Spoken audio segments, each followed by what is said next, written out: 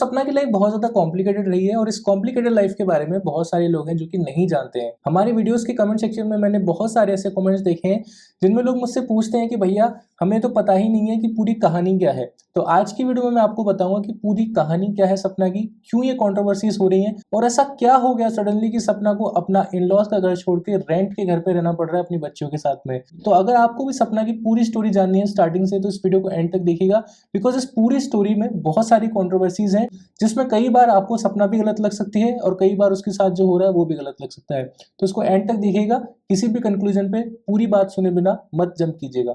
So video को शुरू करते हैं। दोस्तों वीडियो में आगे बढ़ने से पहले मैं आपके एक फायदे की बात करना चाहता हूं। अब बहुत सारे लोगों के जो है कान खड़े हो गए होंगे कि भाई फायदे की क्या बात है, तो ध्यान से सुनिएगा। अगर आप 5,000 रुपए प्रति महीना इन्वेस्ट करते हैं तो आपको मिलेंगे 23 लाख रुपए। कैसे मिलेंगे 23 लाख रुपए सिर्फ 5,000 रुपए महीना से? तो इसका पूरा जो प्रोसेस है कैसे आप कमा सकते हो वो भी लेजिट तरीके से, यानी कि एकदम एक नंबर का पैसा, इसमें कोई स्कैम नहीं है, एकदम लेजिट तरीका है। तो वो तरीका जानना चाहते हो तो इस वीडियो के कमेंट सेक्शन में जाइएगा, जहां पर आप कमेंट करते हैं हमारे एक चैनल का लिंक पिन किया हुआ है, जहां पर हमने कल ही एक वीडियो अपलोड करी है जिसमें हमने पूरा प्रोसेस एक्सप्लेन किया है कि आप कैसे 5,000 रुपए महीना इन्वेस्ट करके 23 लाख रुपए की जो है रकम अपने लिए जोड़ सकते हो। सो इस वीडियो को जरूर देखिएगा, लेकिन पहले इस वीडियो को पूरा देख लीजिएगा बिकॉज ये कहानी बहुत ज्यादा इंटरेस्टिंग भी है और बहुत ज्यादा सैड भी है। दोस्तों सपना की शादी होती है 2018 में सूरज के साथ में, जो कि उससे एज में काफी बड़ा था। शादी के टाइम पे सपना की जो एज थी वो सिर्फ 18 साल थी, यानी कि वो इस रिश्ते के लिए पूरी तरीके से तैयार नहीं थी, बिकॉज 18 साल की एक लड़की पूरी तरीके से मेच्योर नहीं होती है। वहीं पर दूसरी ओर जो सूरज था वो उससे एज में काफी ज्यादा बड़ा था। दोनों की शादी हुई 2018 में। दोनों ने साथ में जो है यूट्यूब पे अपने व्लॉग्स डालना शुरू किया। दोनों धीरे धीरे वायरल होने लगे एंड लोग उन्हें पसंद भी करने लगे। उनके बीच में जो चीजें हैं वो काफी ज्यादा सही चल रही थी, लोगों को उनकी केमिस्ट्री काफी पसंद आती थी। दोस्तों सूरज का एक और भाई भी है जिसका नाम है राजवीर। राजवीर को सपना हमेशा मोनू भैया के नाम से बुलाती थी एंड उन्हें वो हमेशा भैया कहकर ही बोलती थी, यानी कि उनका जो देवर भाभी का रिश्ता था उसमें सपना उन्हें हमेशा भैया ही कहती थी। एंड उनके बीच में ऐसा कुछ भी एंगल नहीं देखा गया जब सूरज था उनकी लाइफ में, इससे कहा जा सके कि इन दोनों का बीच में ऐसा कुछ भी कनेक्शन या अफेयर है। मैं ये बात क्यों बोल रहा हूँ दोस्तों? मैं इसलिए बोल रहा हूँ कि अब जो आप नेक्स्ट बात सुनने वाले हो वो थोड़ी सी शॉकिंग है। तो होता यह है, कोविड का टाइम आता है और कोविड के टाइम में सपना के इन लॉज की फैमिली में बहुत सारे लोगों को कोविड होता है, उसमें सूरज को भी कोविड होता है। कोविड के टाइम पे अनफॉर्चुनेटली सूरज की डेथ हो जाती है। कुछ लोग ऐसा कहते हैं कि सपना ने राजवीर के साथ में साजिश करके सूरज को मरवा दिया। अब इसमें कितनी सच्चाई है कितना झूठ है ये तो भगवान ही जानता है, लेकिन सूरज की मौत के बाद में सपना की शादी जो है राजवीर से कर दी जाती है। इस बात पे बहुत सारे लोग उनके इन-लॉज की तारीफ भी करते हैं कि वो इतने अच्छे सास ससुर हैं कि उन्होंने एक बेटे की मौत के बाद में अपने बहू को वहीं अपने घर में रखा और अपने दूसरे बेटे से उसकी शादी करवा दी। कुछ लोग उन्हें क्रिटिसाइज भी करते हैं, कुछ लोग सपना को इसके ऊपर क्रिटिसाइज करते हैं। क्यों करते हैं वो आपको आगे इस कहानी में पता चलेगा। लेकिन ये जो पूरा इंसिडेंट हुआ ये बहुत सारे लोगों के लिए डाइजेस्ट करना मुश्किल है, बिकॉज जो मेट्रो सिटीज में रहने वाले लोग हैं उनको बड़ा वियर्ड लग सकता है ये चीज कि यार जो बड़ा बेटा है उसकी डेथ के बाद में छोटे बेटे से शादी करवा दी गई। वो जिस देवर को मोनू भैया के नाम से कहती थी आज वही उसका पति बन चुका है। जो चीज है जिसके ऊपर सपना को लोग बहुत ज्यादा क्रिटिसाइज करते हैं कि उसे शादी नहीं करनी चाहिए थी ऐसे, पर जो भी सर्कमस्टेंसेस रहे हो, क्या उनकी मजबूरी रही हो या क्या हालात रहे हो, उनको जो सही लगा उन्होंने किया। बहुत सारे लोग इस बात पे ये भी कहते हैं कि जो राजवीर है वो सूरज का सगा भाई था और सूरज से सपना को एक बेटी थी। तो लोग ऐसा भी कहते हैं कि उस बेटी की कोई भी दूसरा इंसान इतनी अच्छे से देखभाल नहीं कर पाता जितना कि राजवीर कर लेता, इसीलिए सपना ने जो किया ठीक किया। कहानी आगे बढ़ती है, सपना और राजवीर के बीच में जो बॉन्डिंग है वो धीरे धीरे काफी अच्छी हो जाती है और कुछ टाइम बाद उनको भी एक लड़की होती है। चीजें काफी सही चल रही थी, जैसे जैसे सपना ने मूव ऑन कर लिया था एंड लाइफ काफी स्मूथ चलने लगी थी। सास ससुर भी उनके व्लॉग्स में आने लगे और इनका जो चैनल है वो और ज्यादा ग्रो होता है, और ज्यादा लोग उन्हें पहचानने लगे, जानने लगे। इन-लॉज के साथ में भी सपना के रिश्ते काफी ठीक चल रहे थे। यहाँ तक अगर आप इस पूरी कहानी को देखें, एक हैप्पी फैमिली की कहानी नजर आती है जिसमें एक ट्रेजेडी हुई, लेकिन उसके बाद में सबने उस चीज को ओवरकम किया और लाइफ में मूव ऑन कर लिया। लेकिन यहाँ पर एक और ट्विस्ट आता है और वो ट्विस्ट ये है कि राजवीर की भी कुछ टाइम बाद में कार एक्सीडेंट में डेथ हो जाती है। तो राजवीर की मौत के बाद में सपना अपनी दोनों बच्चियों के साथ में और इन-लॉज के साथ में उसी घर में रहने लग जाती है। यहाँ पर मैं आपको एक चीज मेंशन करना चाहता हूँ कि जो सपना है उसके जो मायके वाले हैं वो बहुत ज़्यादा फाइनेंशियली स्ट्रांग नहीं है। तो ऐसे में थोड़ा बहुत कॉन्फ्लिक्ट उसके ससुराल वाले और मायके वालों के बीच में चलता रहता है। कॉन्फ्लिक्ट ये था कि जो सपना के ससुराल वाले हैं वो उसके मायके वालों को बहुत ज़्यादा पसंद नहीं करते थे। उनके क्या पर्सनल रीजंस थे ये तो हमें नहीं पता, लेकिन ऐसी बातें बहुत सारे लोगों ने ऑब्जर्व करी है उनके व्लॉग्स को देख के।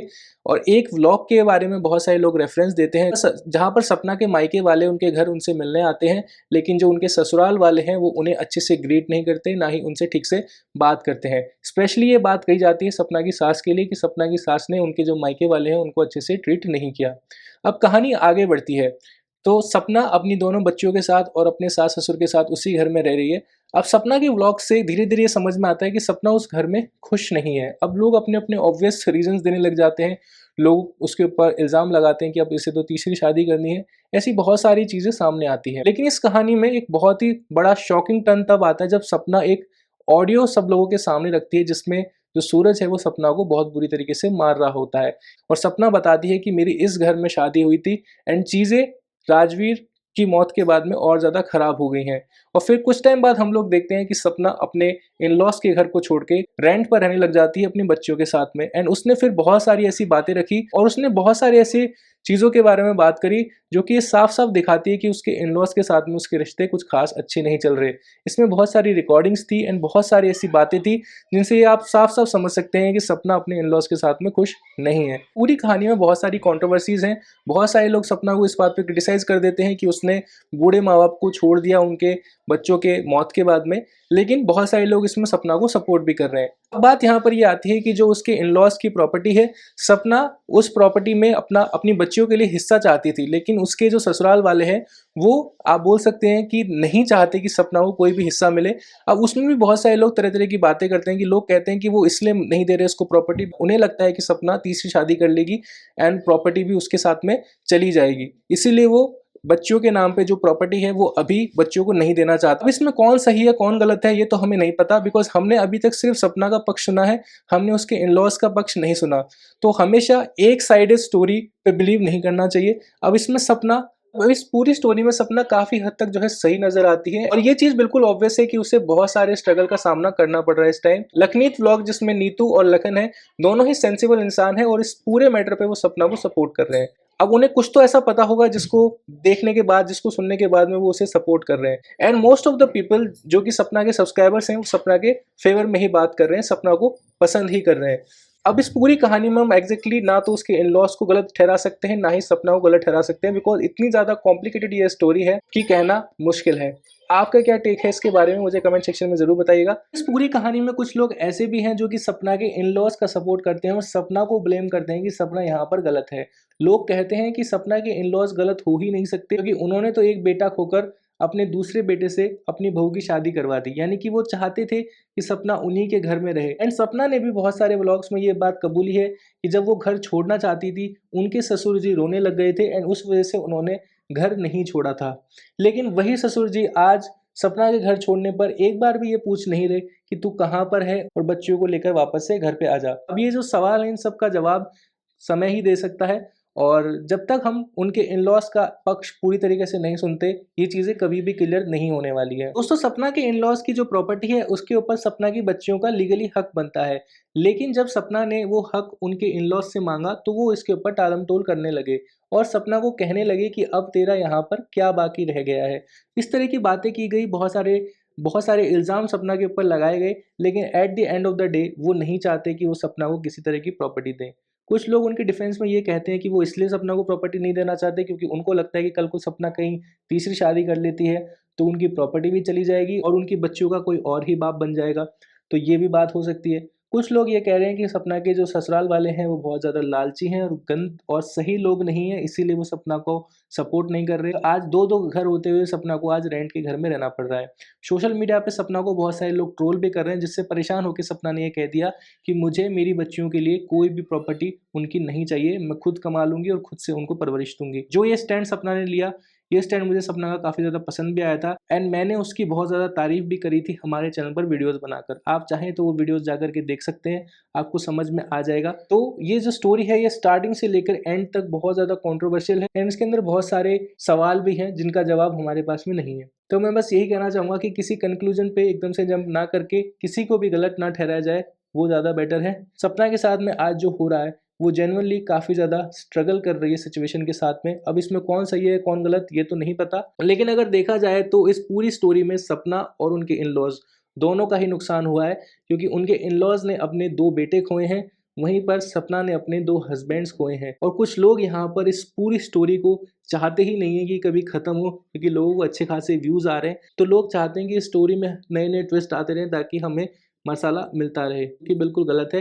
किसी की सिचुएशन का इस तरह से इनसेंसिटिव होके मज़ाक उड़ाना या उसे ट्रोल करना बिल्कुल भी सही नहीं है। दोस्तों, इस पूरी स्टोरी में कुछ ऐसे सवाल हैं जिनके ऊपर हम सिर्फ सोच ही सकते हैं, बिकॉज़ इसके ऊपर किसी राइट कंक्लूजन पे पहुँच पाना पॉसिबल नहीं हो पा रहा। जैसे कि सबसे पहला सवाल है कि सपना को अगर इतनी ही ज़्यादा प्रॉब्लम्स थी अपने इन-लॉज़ से, तो उसे राजवीर से शादी नहीं करनी चाहिए थी। ये एक बहुत बड़ा सवाल है, क्योंकि बहुत सारे लोग जो कि सपना को हेट करते हैं वो बार-बार उससे यही सवाल पूछते हैं कि उसने शादी क्यों करी।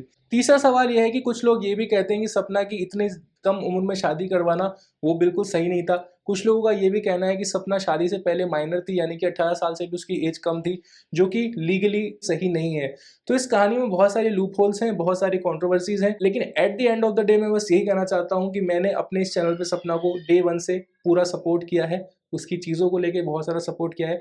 लेकिन कुछ ऐसे सवाल हैं जिनका जवाब मेरे पास भी नहीं है, उन सवालों के जवाब खोजने की पूरी-पूरी कोशिश कर रहा हूँ। पर हम इस पूरी थ्योरी में किसी भी कंक्लूजन पे नहीं जाना चाहते, बिकॉज़ जिस फेज़ से अभी सपना गुज़र रही है, कुछ भी ऐसी उल्टी-सीधी बात कहना बहुत ज़्यादा इनसेंसिटिव लगेगा।